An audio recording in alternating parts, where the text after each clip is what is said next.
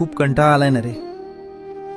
सकाळ झाली की वाटतं पुन्हा तोच संघर्ष, पुन्हा तेच अपयश. तू जे ठरवतोयस त्याच्या नेमकं उलट घडतंय ना.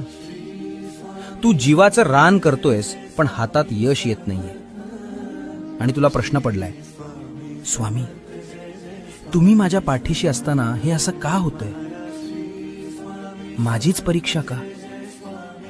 पण बाळा, एक लक्षात घे, जेव्हा गोष्टी तुझ्या मनाविरुद्ध घडतात ना, तेव्हा त्या माझ्या मनासारख्या घडत असतात.